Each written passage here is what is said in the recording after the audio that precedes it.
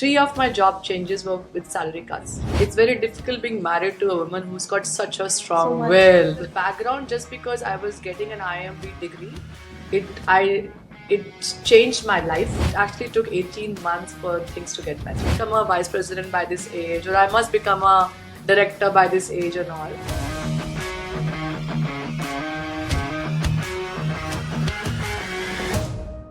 So, hello and welcome to Lead Her with Sue, a podcast where we celebrate women who've carved bold paths, broken barriers, and are inspiring the next generation of leaders, one story at a time. And I couldn't be more excited about today's episode. My guest today is someone I've had the privilege of knowing for the last 3 decades. 3 decades, absolutely. Yeah. And she is nothing short of extraordinary. Rashmi Mohanty. Thank you so much. Is the Chief Financial Officer at SBI Credit Cards. And her remarkable career, she's held some leadership roles across a variety of organizations. Biggest name in finance industry, including GE Capital, Deutsche Bank, Vedanta, and more. But what makes Rashmi extraordinary is not just her boardroom brilliance. She's a practicing Buddhist, a passionate fitness enthusiast, and one of the early Indian women to take to ultra marathons. And I remember 15 years back when she started, I think she was the only one in Gurgaon. And she's done a jaw-dropping 100-mile run in Rajasthan recently. That's and right. wait, it's not yet over. Rashmi's journey is one of quiet strength, sharp insight, and incredible endurance, both in her career and on the marathon trail. So let's dive in to hear her, in her own words, how she navigated the corporate world, the family. She has 3 boys at home, 1 husband and 2 sons. She's broken barriers and kept running on every front. So it's an absolute delight to have you here, Rashmi. Thank you so much, Radha. It's a pleasure, and it's an honor to be here as well, to be talking with you about my journey. So thanks a lot for having me over. Right. So welcome. And before we get into the boardroom and the balance sheets, tell us a little about your growing up years, Rashmi. Some early influences, people, places, experiences, how they shaped you and what you are today.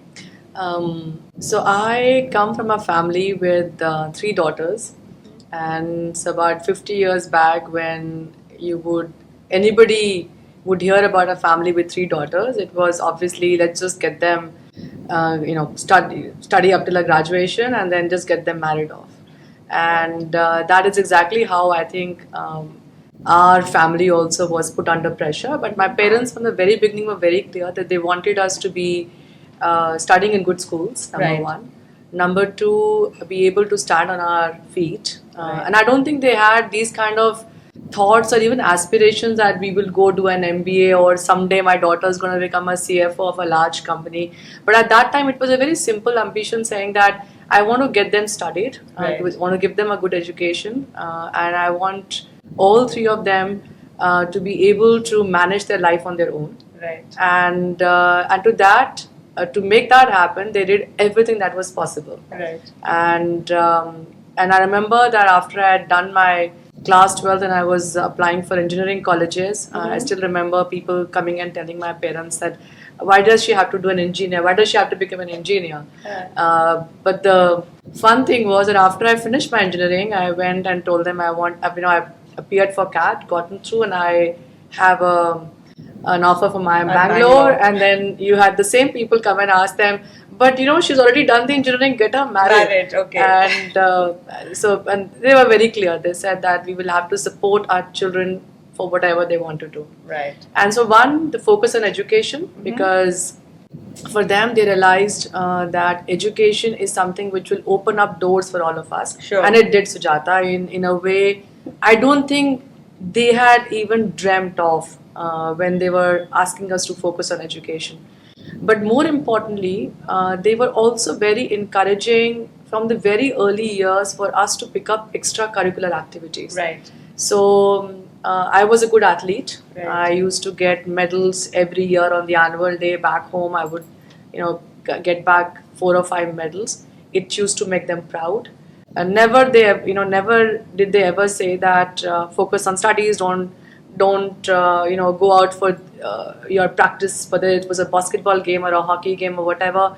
If you have to go do that, but just make sure that you're catching up Acads. on the acads as well. So I actually was, because of that, I was in fact an all-rounder kind of a person. So I was a very good athlete. I picked up my debate and declamation skills while in school.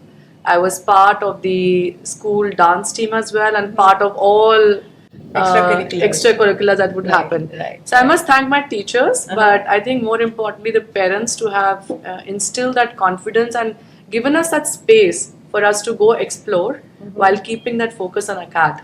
Excellent. But you're not one of those who got into IIM Bangalore to escape marriage because. Oh no, not at all. I think I don't think my parents, when I went and first told them that I want to appear for CAT, and which means getting in admission into an IIM, I don't think they understood the magnitude of what can happen, what the right, possibility after of that. how things can change. But when I did get the offer, it didn't take them much time to kind of say yes to It's a it, great because thing. yeah. Right. And I think in many ways, Rashmi, I do recall when you started running, I might have been a little, not surprised, but an ultra runner is an ultra runner. It's the ultimate thing. But I think the seeds were sown in your younger days. From the younger days. From the younger Absolutely, days. yeah. From the younger days. Yeah, so lovely. And I think your journey now spans across 3 decades. BFSI, you've stuck to Largely banking and financial services. Banking and yes. financial services. So could you take us through your defining moments? What shaped your early career choices? Okay, so my early career choice was what I would call as a choice. It was a default. Right. So if you remember when you were appearing for our placement interviews, Right. at that point in time, if you could get into a good MNC bank, It that was was the thing. ultimate. You arrived. You Yes, arrived in yes, life, right? yes, yes. That is all that you wanted. Yes. So I still remember I didn't make into any of the companies on day one, and day two Deutsche came in, and I got through, and I said, okay, I've arrived in life. That's it. There's nothing more to do. You just have to go join the bank, and everything else will be taken care of. And I'd seen my parents. My mom's a government servant, so she retired from her government service. My father was to work for a private company. He was in sales, and he retired from the company that he joined. So in my head, also there was this thing about I've done enough. I have. That's it. Ye ho gaya. Now that I've joined this company, this bank, this is it. I've arrived in life, and nothing more has to be done. But that bug of doing more, Right. doing something that I like doing, and challenging myself kept biting me through these 3 decades. Right. So first, when I left Deutsche, it was because I just wasn't happy in the sales job. Right. It wasn't something, and it wasn't that I wasn't doing well. I was doing well. I was earning well, and you know how bankers get Very paid, paid. especially if you're in global markets. Yeah. But it wasn't something that I was enjoying. And then a personal situation, basically, my husband had a job in Delhi, and the bank decided to move the department that I was in to Bombay, and I couldn't move to Bombay. And I think it was a good excuse for me to start thinking about what is it that I like doing and what is it I want to do. Right. And fortunately for me, without applying too much of an effort, I got an offer to join Treasury for GE Capital. Right. And I just loved that role. Right. I used to look forward to going to work every morning, Right. to be able to sit down and take calls on how will the balance sheet of this company look like, what am I going to borrow today, at what rate, for what tenor, and then live with those decisions as well through the tenor of that the liability a couple of years and all. Yeah. And I realized this is what I love doing, Right. and I spent almost 7 years with GE Capital. So every time that I've moved, and I've moved across industries, I've moved across companies as well, I think there are 3 things that I've always kept in mind. Number 1, will the role challenge me? Right. Am I getting butterflies in my stomach when I think about this role? And That is your definition of challenge. that is my definition of challenge. Is Okay. it, am I nervous? Am I Right. going to be, on my first day at work, is it going to be, oh, I know it all and I will handle everything?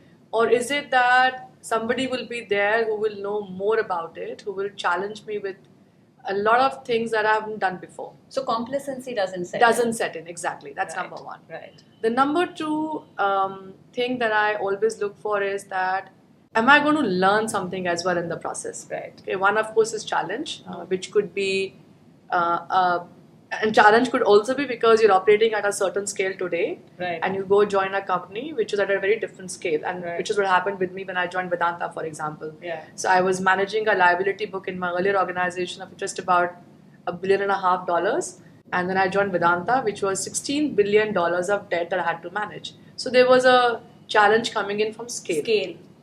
So it has to be that, but I learned quite a lot as well there. So number one, challenge. Number two, am I going to learn? And number three, they have to see that I'm adding value to the job. Okay, that I'm bringing some kind of an experience or a skill set which is lacking in the organization, in the function, and I can add value. Right. So I've taken calls where I haven't, of course, I've looked at the salary and I've looked at the band that I'm going to get or the designation I'm going to get. But more importantly, I've looked at the package as a whole. So, when I tell people, young people who come and start talking about big salaries and big numbers from the time that they just start working, and I tell them, you'll be surprised that in my 30 years, I've changed jobs. 3 of my job changes were with salary cuts.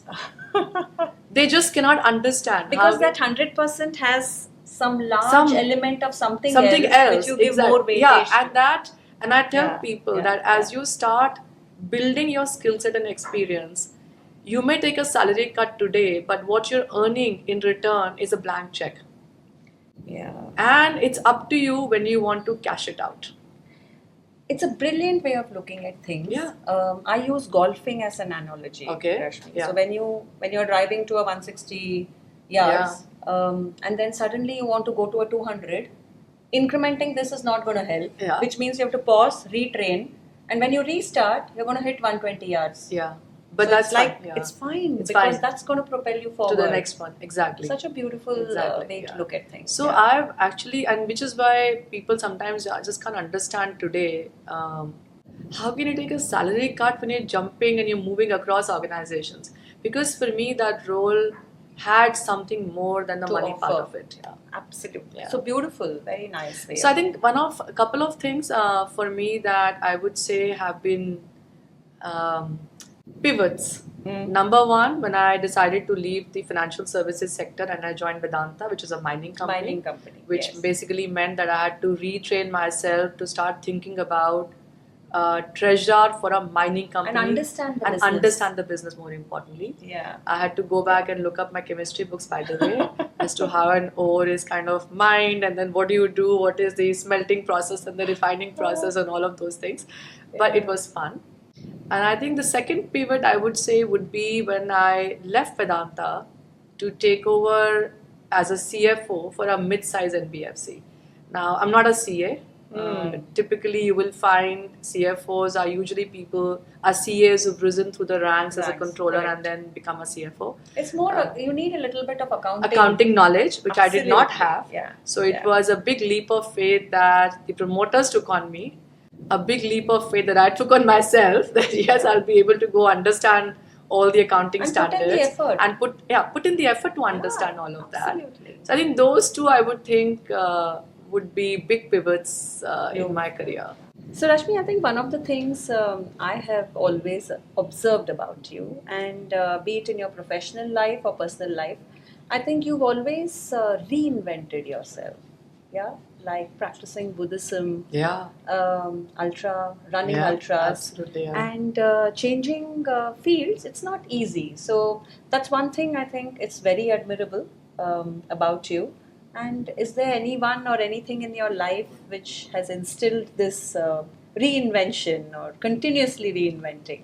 So as a child, Radha, I was a very hyper child. Huh. Okay, my grandmother, bless her soul, if you ever, she would describe me as somebody who could just not sit still. Right. And I still remember every time when I used to come back home from school, and my mom was working, so she was there at home, and she would serve us lunch, and then she would put the plate on the table.